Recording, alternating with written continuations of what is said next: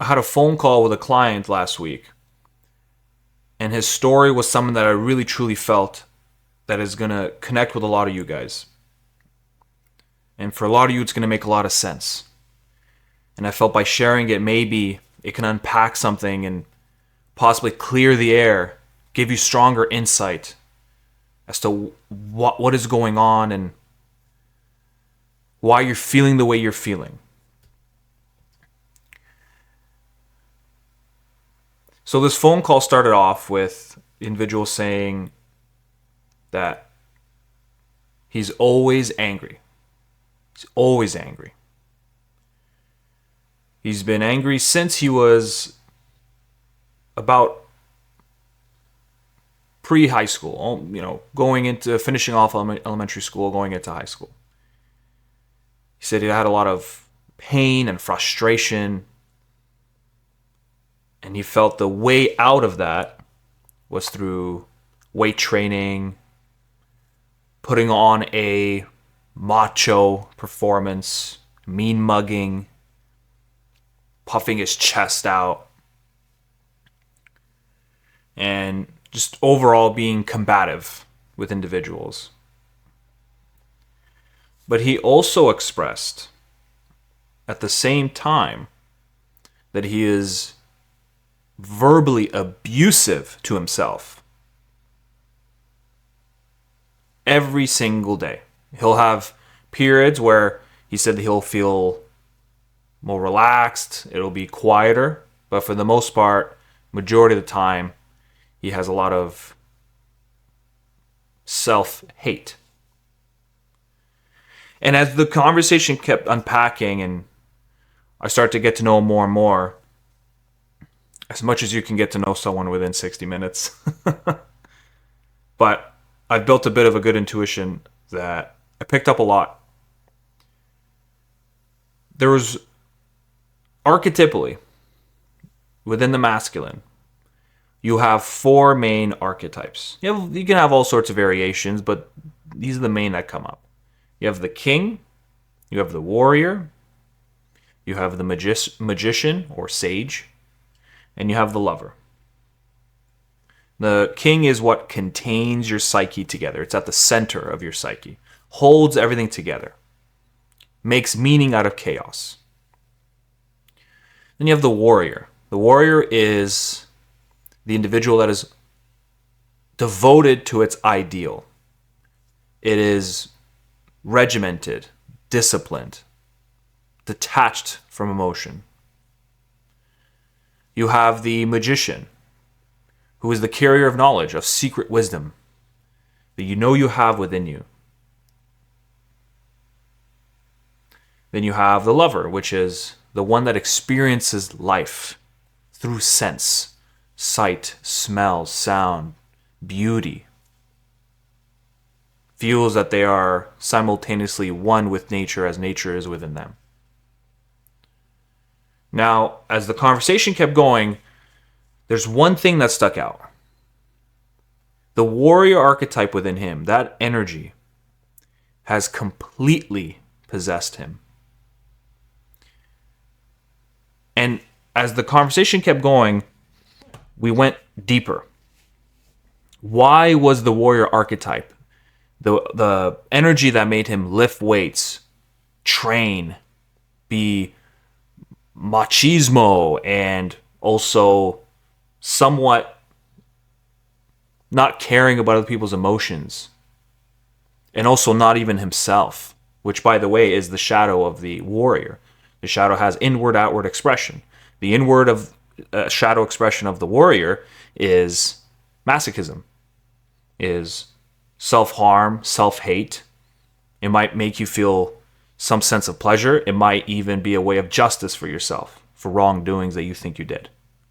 Then you have outward expression, which is sadism, being sadistic and hurting other people for pleasure and doing things that make them feel below you. When we start to unpack going deeper into it, at some point, we figured out, as he was unraveling, that he had an unpleasant divorce. And his dad left, and he left with another woman that he felt took her away from him, changed his interpretations, changed his views. He felt a lack of control, complete lack of control in the situation. After all, he was just a kid. He just had to witness it. And he felt a lot of emotion, a lot of pain, sadness that made him feel like he shrunk. And as he said to me, he would just, whatever emotion came through, he would choke it up, push it down, choke it up and push it down, suppress. In fact, it's gone so far that he almost doesn't even know why he feels certain feelings anymore. Why some things get him angry, why some things get him sad. He doesn't really know, because they've dived into repression, where you're no longer consciously aware at all, but they manifest below the unconscious mind.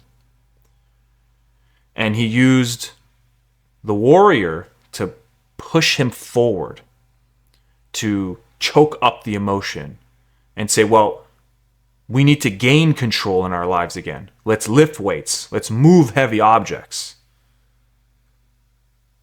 Let's detach from emotion because it's getting in the way. Getting in the way of what exactly? We weren't quite sure. But there was something he needed to keep moving forward from, or he kept having to run away from. And this is where the conversation got quiet, reflective, somewhat emotional. After all, he was very contained and tight. The warrior within him has completely taken control. It's hijacked his decision-making ability. And as a result of that, it has made all the other archetypal energy that makes you holistic suppressed. The warrior, in some sense, said, I'm in charge now. We are hurt. This is what we need to do. And so it's try to suppress the king, suppress the magician, suppress the lover. Tell them to back off. Let me do this. And the story helped him for an early portion of his life. But it has caused him to make blunders moving forward. He's made enemies out of friends. He's made mistakes in relationships. It has burned the whole village down. And so in our conversation, eventually, the advice and strategy that we laid out was a few things. And this is something that you can use in hopes to get some balance and integration back. Because that's, after all, the ideal scenario, ego-soul integration. Number one, identify what is your main mode of experience. Which archetypal energy is your go-to? That's number one, understanding which one is your go-to. And again, of course, if you need more information on all these things, my newsletter goes over all of it. So if you want to get monthly information and context, strategies, guides, lessons, and everything related to rebuilding purpose, rediscovering who you are, moving toward ego-soul integration lifestyle, then go ahead and click that button below. So that's number one, building awareness of which one is controlling you. Number two, you want to follow that trail. Once you figure out and identify, so for him it was warrior. Okay, the warrior archetype was in control. Let's find that trail going all the way down below the unconscious mind. And the quickest way you can start to kind of catch it is, which emotion are you feeling? For him it was anger, because anger gives a sense of power, the illusion of power, but it's a place of survival and fear. And sadness, oftentimes. And so he was angry a lot. Okay, well, let's trail back. What is the loop pattern that is creating the anger? In other words, what stimulus did you feel from the outside world that when it landed, created either a memory response, an unconscious response, that then, boom, burst out anger that you felt you need to because some sense of control was slipping away?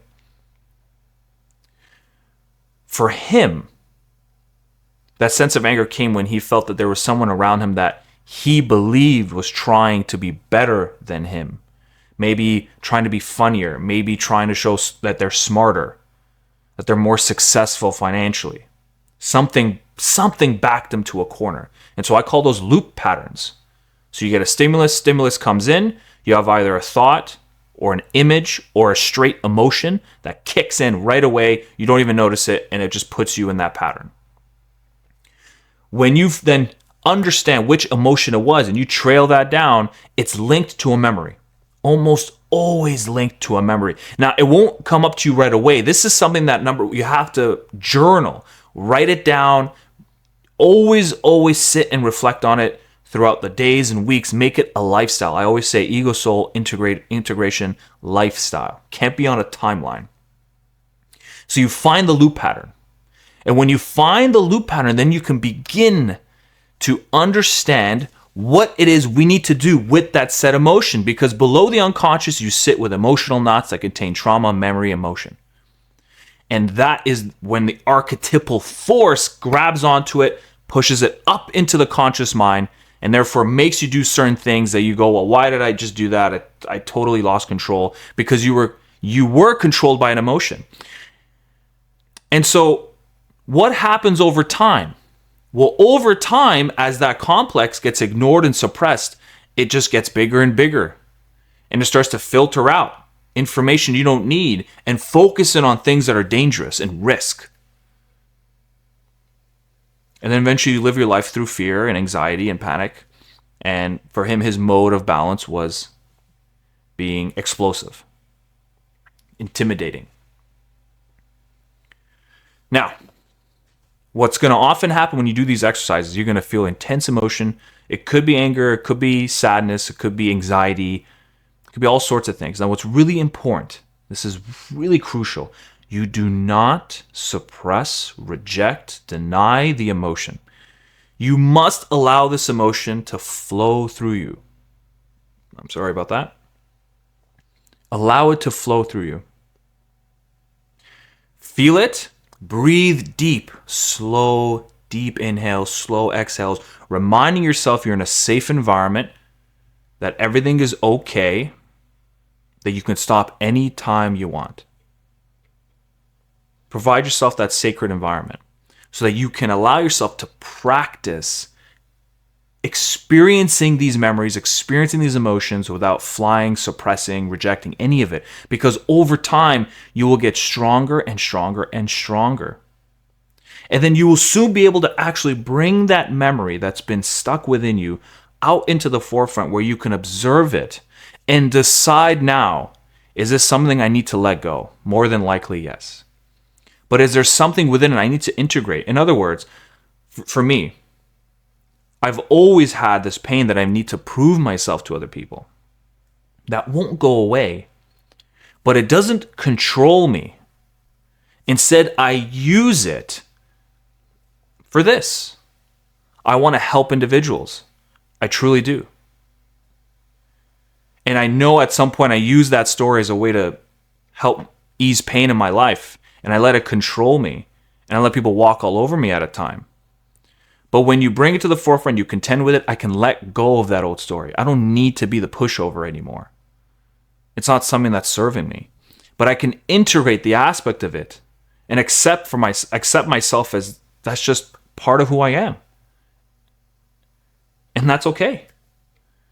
Because then when you do that first step and second step, letting go, integrating, and then finally, that's when this kicks in, the reinterpretation of your life moving forward, reimagining your life. Now, that could be just one complex. It could be multiple that we need to unravel and unpack as time goes on to then feel more integrated, more balanced and calm, where you start to feel this connection with God again, this connection with the universe, this sense of purpose and meaning. And so I hope his story helped a little bit, maybe unravel something within you, maybe give you some mode of reflection. And hopefully the strategies can help you navigate this scenario. If this resonated with you and you want to have deeper work done, and you want to get more information on how to rebuild purpose, rediscover who you are, and move towards an ego soul integrated lifestyle, click that button below, sign up to my monthly newsletter. I'm also going to send you my 3-step identity rebuilding guide. It's a guide and toolkit essentially to help you through identity loss. It's something that I've always wished I had during my time, and I wished I had a community that I can share it with. And so it brings me great pleasure to pass this over to you. Thank you very much, and I'll see you in the next video.